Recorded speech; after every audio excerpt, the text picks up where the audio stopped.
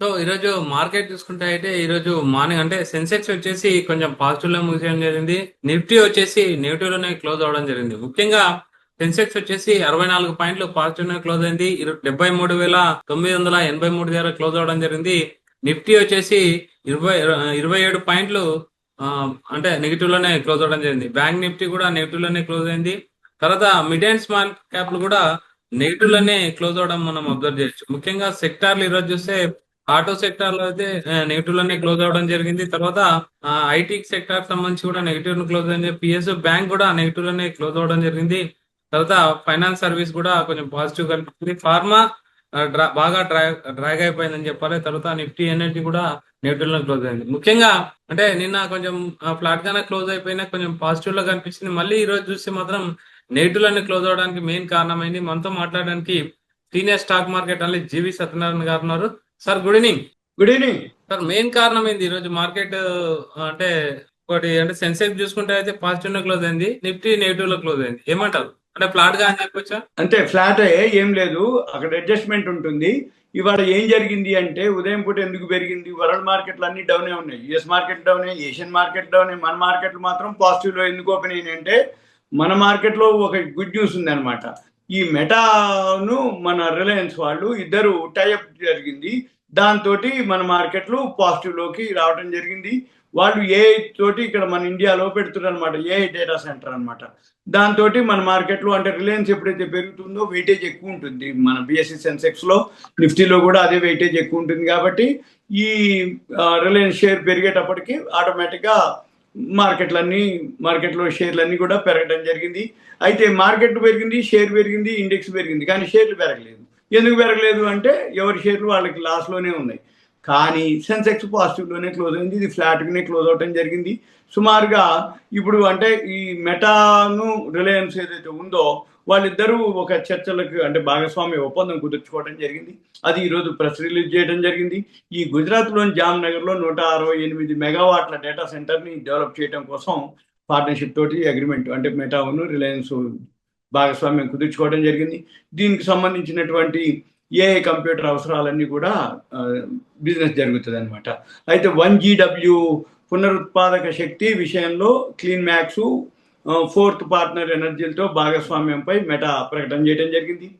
Meta Reliance కొన్నేళ్లుగా కలిసి పనిచేస్తున్నాయి అంతకుముందు నుంచే. ఎప్పటి నుంచి అంటే 2020 జియో ప్లాట్ఫామ్స్ మార్క్ జుగర్బర్గ్ సంస్థ అనమాట. అది 9.99% వాటా కూడా జియో ప్లాట్ఫామ్లో కొనుగోలు చేయడం కూడా జరిగింది. అప్పటి నుంచి ఈ రెండు కలిసి $100 మిలియన్ తోటి ఇప్పుడు జాయింట్ వెంచర్ కూడా ఏర్పాటు చేయడం జరిగింది. దేశీయ అంతర్జాతీయ సంస్థల కోసం ఈ ఏఐ సొల్యూషన్స్ ఏదైతే ఉందో అది డెవలప్ చేస్తారనమాట ఇప్పుడు. అయితే దాంతో రిలయన్స్ షేర్లు పెరగడం జరిగింది, ప్రాఫిట్ బుకింగ్ కూడా జరిగింది. ఇదంతా ఇప్పుడు జరగదు, ఒక 2 ఏళ్ల టైం పడుతుంది అనమాట. కానీ ప్రాసెస్లో ఉంటుంది, నో ప్రాబ్లము. ఇక చేస్తూ ఉంటారు. ఇక ఇది ఒక రీజను. ఇక నెక్స్ట్ ఇంకొక రీజన్ వచ్చి ఏంటిదంటే ఆఖరిలో అమ్మకాల ఒత్తిడి జరిగింది. ఈ అంటే ఉదయం పూట బాగానే ఈ న్యూస్ తోటి పెంచి నిన్ననే పెరిగింది రిలయన్స్. నిన్న పెరగడానికి కూడా మెయిన్ రీజన్ అదే. దాన్ని ఏమంటారంటే ఇవాళ వాళ్ళు ప్రెస్ రిలీజ్ చేసిరు, కానీ అంతకుముందే చర్చలు జరిగి ఉంటాయి, అంతకుముందే అన్ని జరిగి ఉంటాయి. అనౌన్స్ చేయటం వరకే అది ప్రెస్ రిలీజ్కి. కానీ ఆల్రెడీ మార్కెట్ ముందే తీసుకోవడం జరుగుతుంది. అది నిన్న నుంచే స్టార్ట్ అవ్వడం జరిగింది. అందుకోసం నిన్న కొంచెం పెరిగింది. ఓవరాల్గా 600 పాయింట్లు పైనుంచి ఇది కిందకి రావడం జరిగింది. ఓవరాల్గా అంత ఫ్లాటే అనుకోవాలి. కాకపోతే నిఫ్టీకి మిగిలిన వాటన్నిటికీ అడ్జస్ట్మెంట్.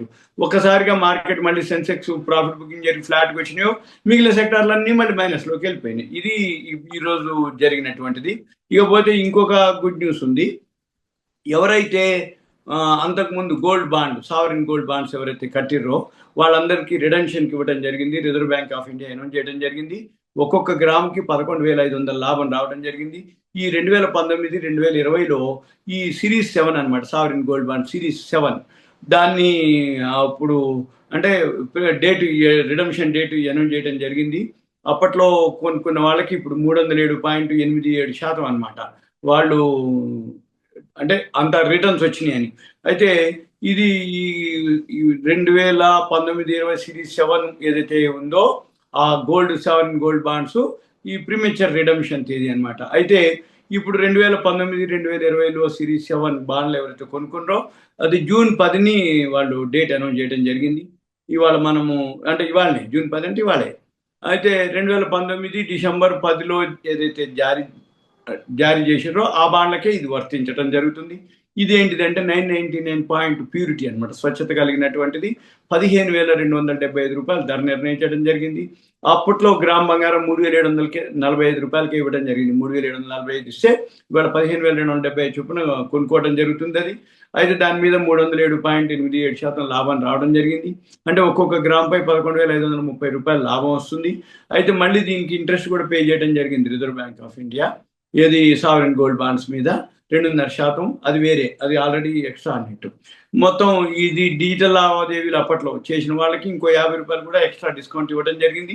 ఇవన్నీ గోల్డ్ ఓవరాల్గా పెట్టిన వాళ్ళకి 313.39% లాభాలు వచ్చినట్లయింది. అయితే ఈ ప్రిమెచ్యూర్ బాండ్ అంటే ఏంటిదో చూద్దాం. సావరెన్ గోల్డ్ బాండ్స్ ఏవైతే ఉన్నాయో 8 ఇయర్స్ అనమాట కాల పరిమితి. 8 ఇయర్స్ ఉంటుంది. 5 ఇయర్స్ తర్వాత మనం రిడెంప్షన్ కూడా చేసుకోవచ్చు. అయితే ఎవరైతే ముందుగా ప్రీమెచ్యూర్ రిడెంప్షన్, దాన్ని ఉపసంహరణ అంటారు, అప్పుడు వెసులుబాటు కూడా ఉండేది అనమాట. అయితే వడ్డీ వస్తుంది 2.5%. ఎప్పుడు చేసుకుంటే అప్పటి వరకు వచ్చే లాభాలపై మినహాయింపు, ట్యాక్స్ ఎగ్జెంప్షన్ కూడా ఉంటుంది.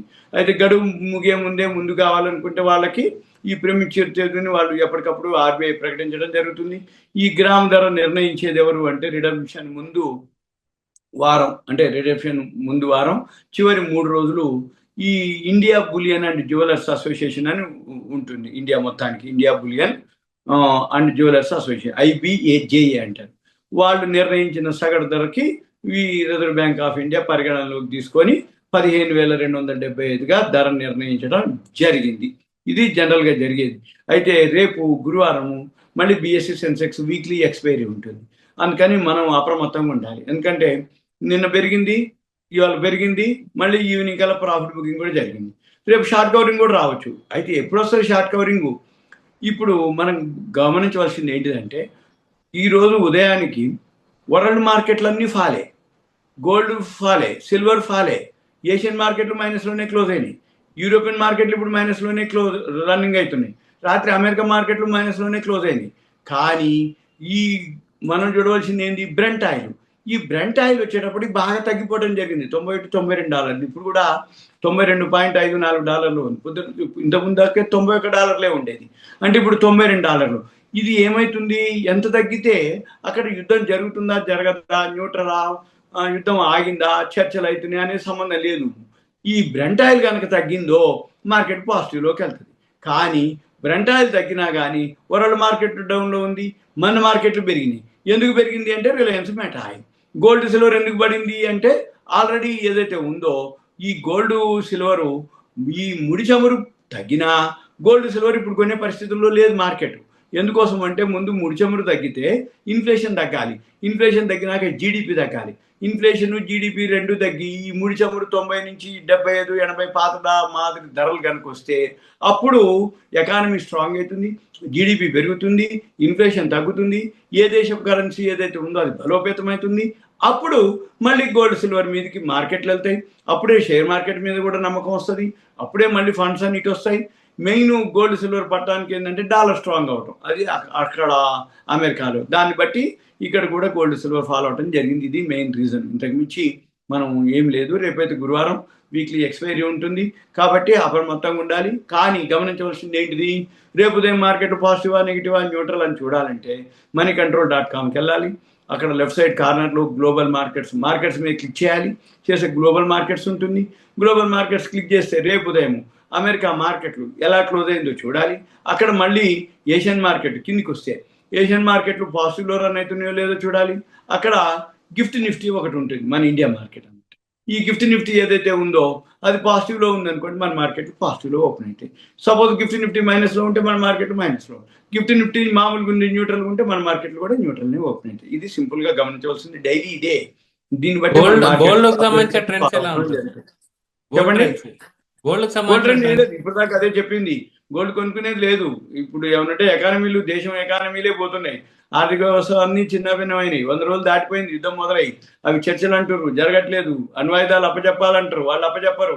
అది చర్చలు జరుగుతాయా, జరగవా, పోస్ట్ పోన్ చేస్తారా? యుద్ధం అయితే చేసే ఉద్దేశం లేదంటాడు ట్రంప్. మళ్ళీ ఇజ్రాయెల్ వాళ్ళు దాడి చేస్తున్నారు ఇరాన్ మీద. మళ్ళీ నిన్న ఏదైతే ఉందో ఇరాన్ వాళ్ళు హర్ముజ్ జల్సంద్ మీద అమెరికా ఒకటి చేయటం జరిగింది. దాంతో మళ్ళీ ఇప్పుడు మార్కెట్లో అక్కడ యుద్ధ వాతావరణం జరిగింది అనేది వార్త అనమాట. దాన్ని బట్టి మనం రాబోయే రోజుల్లో ఏం జరుగుతుంది అనేది ఏమి లేదు. ముడి చమురు తగ్గిందా, ఆ యుద్ధం ఎలా అని ఉండని మార్కెట్ పట్టించుకోదు. యుద్ధం మళ్ళీ ముడి చమురు పెరిగిందా, యుద్ధం మీద వార్తలు ఉంటాయి. అంతకుమించి మనం పెద్దగా ఏం లేదు. అది యుద్ధం జరుగుతూనే ఉంటుంది. ఇప్పుడు 100 రోజులు గడిచిపోయింది. కానీ ఈ ముడి చమురు ధరలు పెరిగేటప్పటికి మనం చూడవలసింది దీని మీద అనమాట. అంటే ఏదైతే అమెరికా మీద దాడులైందో ఈ అమెరికా అపాచీ హెలికాప్టర్ అనమాట, అది కూల్చివేయడం జరిగింది ఇరాన్ వాళ్ళు. ఇది రాత్రి జరిగింది, అది పొద్దుటికి ఉంది. మళ్ళీ వీళ్ళు కూడా రక్షించడం జరిగింది. ఇవన్నీ ఇక అక్కడ కామన్ జరుగుతుంటది. తెల్లారగానే ఏదో ఒక న్యూస్ వస్తుంది మనకి. దాన్ని బట్టి ఇవన్నీ చూడొద్దు మనం. ముడి చమురు పెరిగిందా, మార్కెట్ ఫాల్. ముడి చమురు తగ్గిందా, మార్కెట్ పాజిటివ్. ఇంతే. ఆ యుద్ధం జరగకపోని కొన్నాళ్ళకి ఇక ముడి చమురు తగ్గుతూ ఉంటే అది పట్టించుకోవద్దు దాన్ని.